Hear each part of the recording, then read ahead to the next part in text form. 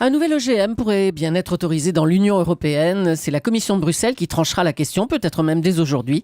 Et s'il fallait laisser les OGM arriver dans nos assiettes? C'est la question qui fâche de 7h15 sur Europe 1. Bonjour Yannick Jadot. Bonjour. Vous êtes député européen Europe Écologie Les Verts. On va être clair, hein, vous les OGM, c'est pas votre truc. Qu'est-ce qui vous gêne dans l'idée d'autoriser la culture de ce maïs OGM chez nous ? Ce qu'on constate dans les OGM, c'est finalement, on ne sait pas quels sont les impacts de ces OGM sur la santé comme sur l'environnement à long terme. Vous vous souvenez qu'il y avait eu l'étude du professeur Serralini qui avait montré, on avait vu ces images, ces photos de rats avec des tumeurs. Simplement, c'est le premier scientifique qui avait fait des études de long terme. Là, on est dans des systèmes où on étudie simplement sur 3 mois les effets potentiels.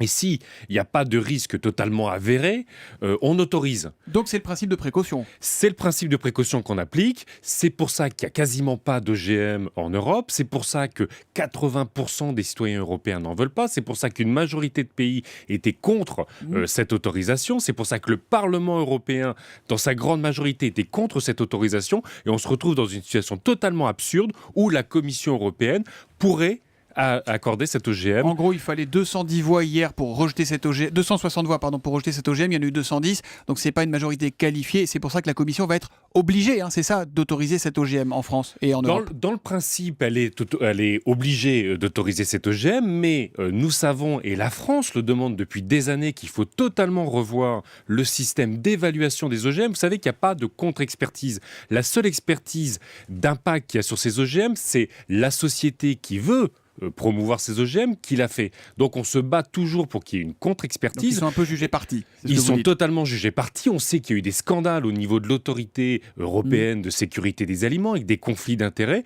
Donc là, on est sur un déni de démocratie absolue et un risque pour notre agriculture, pour notre alimentation. Et vous savez que le seul risque qui est reconnu aujourd'hui par l'autorité européenne, c'est un risque pour les insectes pollinisateurs. Vous savez aussi qu'on a un problème d'abeilles. On est d'accord qu'on parle bien d'un maïs pour nourrir le bétail avec cet OGM-là. C'est un maïs pour nourrir le bétail, mais on sait totalement aussi qu'il n'y a pas étanchéité entre toutes les filières maïs, et qu'à partir du moment où vous commencez à produire un maïs en Europe, il peut se retrouver n'importe où, y compris dans nos assiettes et dans n'importe quel pays. Précisément, nos assiettes, on en mange déjà des OGM. Quand on fait nos courses, on achète des plats préparés ou transformés avec notamment du soja d'importation. C'est légal, il peut y avoir jusqu'à 0,9% je crois d'OGM dans le plat. Oui. On en mange et on n'en meurt pas.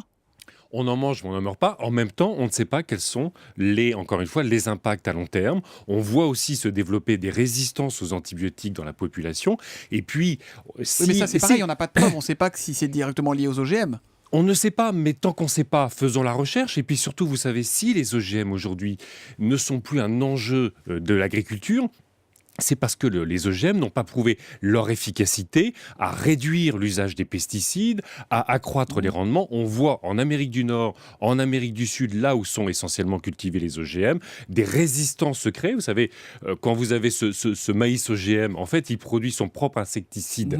Et on voit que de nouveaux insectes arrivent parce qu'ils ne sont plus tués, qu'il faut mettre de plus en plus de pesticides. Donc, c'est aussi un risque pour l'agriculture. Mais ce que je ne comprends pas, c'est qu'on ne veut pas cultiver les OGM chez nous, mais on en importe par millions. L'Union européenne est déjà un des plus gros acheteurs mondiaux de céréales génétiquement modifiées. Alors c'est qu'on est dans l'hypocrisie, On est dans une sorte de confusion, et vous avez raison. Nous, on se bat non seulement effectivement pour qu'il n'y ait plus d'OGM cultivés en Europe, mais aussi pour qu'on n'en importe plus. Vous savez, une bonne partie de l'agriculture européenne se retrouverait dans une meilleure situation si elle cultivait elle-même les protéines qui sont nécessaires pour son élevage. Vous parliez tout à l'heure des pesticides. C'est pas plus dangereux, ces pommes, ces fruits, ces légumes qui sont noyés de pesticides, tout ce qu'on trouve qui est pas bio vendu partout et qu'on mange, les enfants les mangent, tout le monde les mange. Si vous voulez me convaincre qu'il faut aller vers une agriculture durable, au top, une agriculture... J'imagine que vous, le vert, vous allez me dire oui. Non, mais une agriculture biologique, mais vous savez, moi j'étais encore la semaine dernière... On ne se trompe pas de priorité là ? Non, j'étais la semaine dernière encore en Bretagne.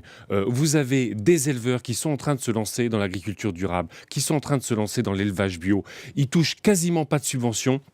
Ils gagnent bien leur vie, ils sont heureux, ils font de l'alimentation de qualité qui protège l'environnement et qui offre dans nos cantines scolaires des choses extrêmement positives. Arrêtons de penser que la seule agriculture qui soit rentable, c'est l'agriculture sous perfusion chimique ou OGM. Ces agricultures-là sont des problèmes, ne sont pas des solutions. Dernière question, rapidement, si la Commission autorise ce maïs OGM, ce qui va être le cas parce qu'on va pas rentrer dans la procédure, mais la règle fait qu'elle va être obligée de l'autoriser, que fera le gouvernement français? Est-ce qu'on peut aller contre cette décision et refuser cet OGM? On peut aller contre cette décision. On est déjà allé contre le Monsanto 810. Vous savez, c'est le seul OGM qui soit autorisé aujourd'hui en Europe. Et donc, il y aura le dépôt d'une proposition de loi. Et puis, cet OGM sera interdit en France. Ça, c'est la bonne nouvelle. C'est que le gouvernement français continuera à résister sur ce sujet-là. Merci Yannick Jadot. Je rappelle que vous êtes élu européen Europe Écologie Les Verts. Je rappelle aussi le titre de votre livre, Entrons en dissidence, un écologiste qui dérange. C'est aux éditions Plomb et ça vient tout juste de sortir. Merci à vous et bonne journée.